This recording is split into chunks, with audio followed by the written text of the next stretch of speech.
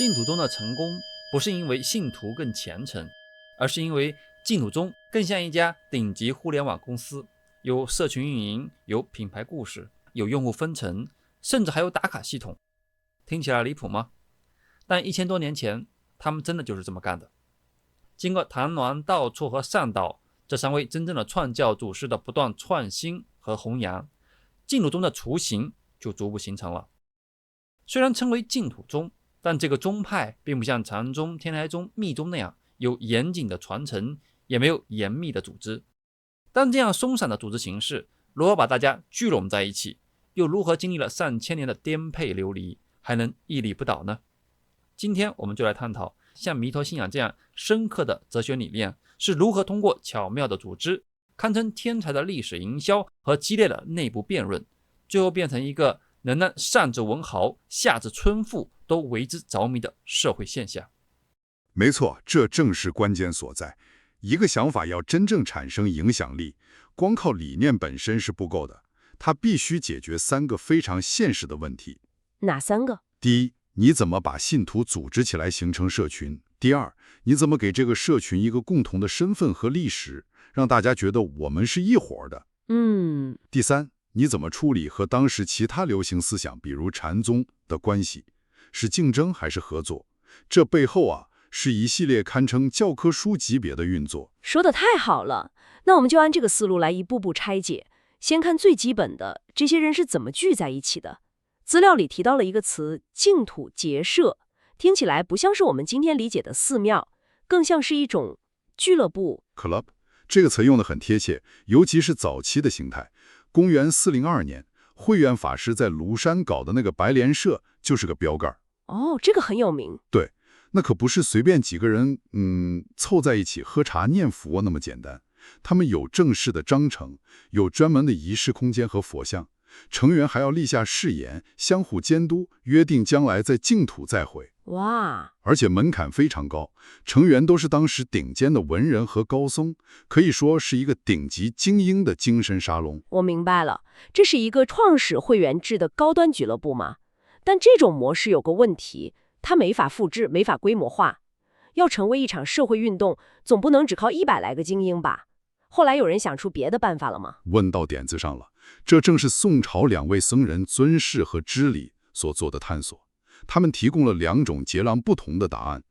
尊士呢，基本上就是慧遠的忠實粉絲，他走的還是小而精的路線。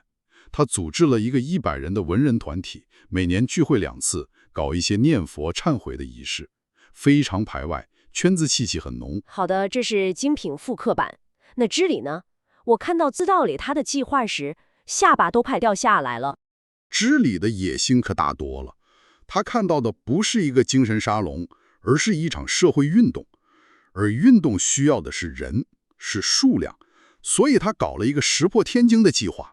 是什麼？他要成立一個1萬人的萬人會，而且不分男女老幼，不看社會地位，誰都可以加入。1萬人，那怎麼管理啊？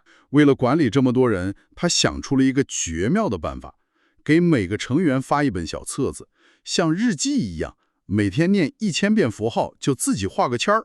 等等，這不就是我們現在健身 App 裡的那個打卡功能嗎？用一種簡單可量化的方式來追蹤進度，建立習慣，這太超前了。哎，你這個比喻太到位了。這個小小的改變背後意味着什麼？意味着一場革命。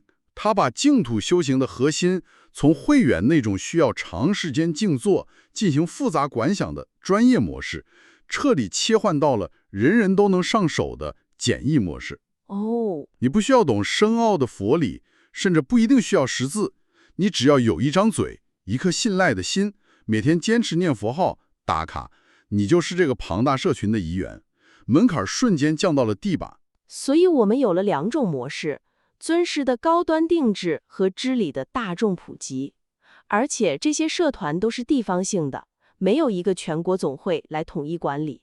對，這也是它能迅速傳播的關鍵。這種去中心化、自下而上的組織形式，像蒲公英的種子一樣，給了它極強的生命力。一個地方的社團可能消失了，但另一個地方又會自發地組織起來。它非常靈活，適應性極強。好。現在各地都有了這些大大小小的俱樂部，但問題來了，他們都是零散的。你怎麼讓一個杭州社團的成員感覺他和幾百里外一個洛陽社團的成員是同一個事業的一部分？他們需要一個共同的偶像，一個共同的根，對吧？這就引出了下一步，也是我個人認為最高明的一步，創造一個共同的過去。他們開始編撰祖師名錄。我看到這個名單了，但我有點困惑。按理說，祖師應該是一代傳一代的師徒關係吧？可名單上很多人互相之間根本不認識，甚至生活的年代都隔了很久。這聽起來有點像拉郎配。你一針見血，這根本不是我們理解的師徒傳承，它更像是在打造一個品牌名人堂。品牌名人堂，就像一個新成立的球隊，他不會說我們是全新的，而是說我們的精神繼承自喬丹、科比和詹姆斯，哪怕他們從沒穿過這件隊服。這給人一種感覺，你加入的不是一個新東西，而是一個源遠流長的偉大傳統。這也太聰明了。那麼入選這個名人堂的標準是什麼？或者說這個選拔委員會的評選標準是什麼？這個標準其實就是在定義一種特定的淨土信仰，非常精準，基本上有4條硬槓槓。第一，你必須主張阿彌陀佛的西方淨土是唯一目標，別想其他的。第二，你必須相信任何人，哪怕是犯了重罪的人，靠念佛也能得救。第三，你必須認為淨土是一個真實存在的物理空間，而不是什麼虛無縹緲的精神境界。好，這3條很明確。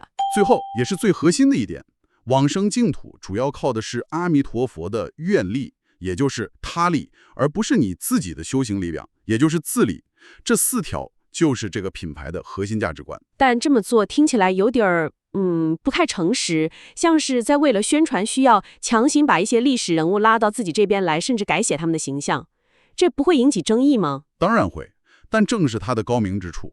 他們不是在寫一部嚴謹的學術史，而是在構建一個能激勵人心的精神家譜。精神家譜。對，重點不在於初祖會員和後面的善導大師是否真的見過面，而在於他們的思想核心，經過重新包裝和重点解讀後，可以被看作是一脈相承的。就像你說的，他们把慧遠這位精通玄學思辨的學者，成功塑造成了一位完美的、符合他們標準的淨土奠基人。這是一個非常有目的性的品牌塑造過程。我明白了，有了社群，有了品牌故事，但他們還要面對一個強大的競爭對手——禪宗。當時禪宗的影響力如日中天，淨土思想是怎麼處理和這個巨頭的關係的？這是一個持續了幾百年的大辯論。資料裡用法門這個詞來形容不同的修行系統，意思是通往同一座房子，也就是覺悟的不同大門。爭論的焦點就是這些門是互斥的，還是可以兼容的。那當時主要有哪幾種聲音？大致分2派，一派是強硬派，代表人物是道绰法師，他認為自己生活在末法時代，人心敗壞，眾生根基太差。像禪宗這種需要極高智慧和自制力的自立法門，對普通人來說，就像是想徒手爬上萬仞高山，根本不可能。所以他幾乎在末法時代，只有念佛這個依靠佛力的他力法門是唯一安全有效的路。這是唯一通道派。那另一派呢？另一派是融合派，他們覺得小孩子才做選擇，成年人全都要。我很喜歡資料裡引用的那句寄語：有禪有淨土，猶如帶腳虎。猶如帶腳虎，這話說的真有畫面感。老虎本來就夠厲害了，再給它安上一對角，那簡直就是神獸了，又威猛又神聖。所以這是什麼意思啊？你的理解非常到位。他的意思是，修禪就像老虎本身，力量強大，有可能讓你當生就開悟，這是他的優勢。但風險也很高，萬一你修行不得力或者走火入魔，這輩子可能就空過了。有道理。而修淨土呢，就像給這只猛虎安上了一對角，它提供了一張萬無一失的安全網。就算你這輩子禪修沒成功，臨終時只要懇切念佛，就能保證你往生淨土，繼續修行，永不退轉。所以兩者都修，就既有衝擊頂峰的可能，又有永不墜落的保障。這是最穩妥、最強大的配置。這個比喻太有說服力了。後來是不是有人想把這種融合推向極致？我看到資料裡提到了一個叫朱鴻的僧人，他好像覺得這兩扇門根本就是一回事兒。沒錯，朱鴻的觀點是，念佛念到極致本身就是禪，你不需要在念佛之外再去尋找什麼高深的禪法。他們甚至發明了一種叫念佛公案的技巧。念佛公案，就是你在念阿彌陀佛、阿彌陀佛的同時，在心裡反問自己一個問題：念佛者是誰？哦，這就很有禪宗的味道了。從一個簡單重複的動作，導向一個對自我本質的終極追問。完全正確。他把禪宗參話頭的核心方法，直接嫁接到了念佛這種最普遍的修行上。這樣一來，淨土和禪就不是兩件事了，而是一件事的兩個方面，最終指向同一個目標。好的，這下更複雜了。我本以為淨土思想是一個整體，但它內部其實還分化成了3大流派，這聽起來簡直像是針對不同市場做的產品細分。你這個比喻絕了，產品細分這個詞用得太精準了。最早是日本僧人提出了慧遠流、慈愍流和善導流這3個傳承，但這3條支流其實都源自同一條大河——善導大師的思想。都源自善導？對，善導的思想太豐富了，後人就根據自己的理解和偏好，發展出了不同的產品線。那我們來看看這3條產品線。第一個，慈愍流，聽起來像是全功能滑滑板。正是如此，慈愍流的代表是法照這些人，他們就是代教湖理論的忠實行行者。他們主張融合禪教，也就是義理；戒，也就是戒律；還有淨土4種修行，認為這些都是成佛路上必不可少的。法照甚至還創造了一種叫五會念佛的唱誦法，把念佛譜上曲調，變得抑揚頓挫，非常有音樂感，更容易讓人投入。所以這是給那些什麼都想要的高配玩家準備的。那第二個慧眼流呢？聽起來更像是給學者準備的深度研究版。說對了，這一派更側重思辨和哲理，他們繼承的是善導思想裡關於義理和觀想的部分。他們認為光嘴上念不夠，你的深刻理解其中的道理，還要結合觀想，這樣力量才罷。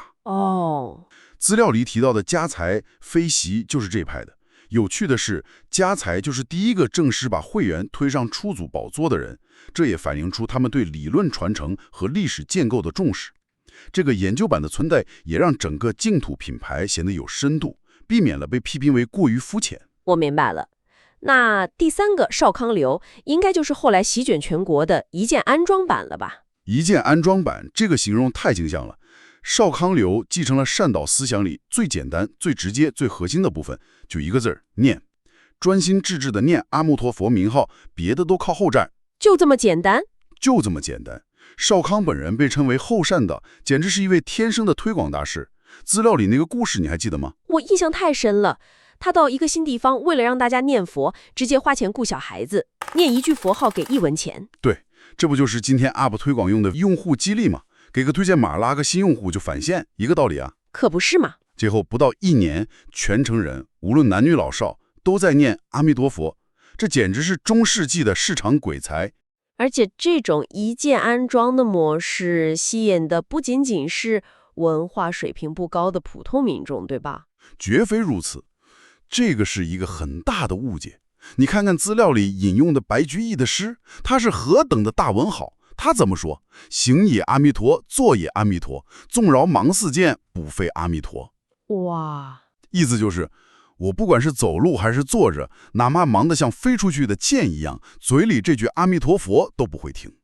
這說明這種簡單到極致的修行，對那些日理萬機的精英階層同樣具有巨大的吸引力。那麼我們把這些線索串起來看，從一個理念開始，發展出各種俱樂部，精心打造了一個品牌名人堂，還和競爭對手展開了激烈的辯論與融合，最後甚至推出了針對不同用戶的產品線。這真是一場波瀾壯闊的社會運動。這裡面最值得我們回味的是他在易行和高深之間找到的那種完美的張力。張力。一方面，他有一種簡單到極致的修行方法，念一個名字，任何人在任何時間、任何地點都能做到，這是少康流的精髓。他保證了這場運動的廣度。但同時，慧遠流和慈銘流的思想家們又不斷地把它和禪宗這種最深奧的哲學結合起來，保證了他的思想深度。所以它既能接地氣，又能上得了台面。它可以如你所願的簡單，也可以如你所願的複雜。這確實是得以廣泛傳播的絕佳配方。完全正確，無論你是誰，都能在這裡找到適合自己的位置。回頭看淨土宗的成功，你會發現一個耐人尋味的事實：他並沒有要求每個人都成為哲學家，但他給了哲學家足夠深的解釋空间；他也沒有要求每个人都苦修，但他給普通人一個隨時可用、永不掉線的最低門檻。於是，一個名字阿彌陀佛，既成了最簡單的行動，也成了最複雜的思想入口。而這個名號也被譚論解釋為一種蘊含着巨大力量的咒語，也就是陀羅尼。它能淨除一切障礙，能積累所有功德。當然，我不會跟你討論念佛有沒有用，而是在我們這個被廣告語、政治口號和各種品牌標籤包圍的世界裡，相信一個名字，相信一個標語，比如自由、平等、博愛、共同富裕 ，Make America Great Again， 讓美國再次偉大。通過簡單重複的念誦它，就能從根本上改變我們的現實和最終命運嗎？那我們每天念的究竟是什麼呢？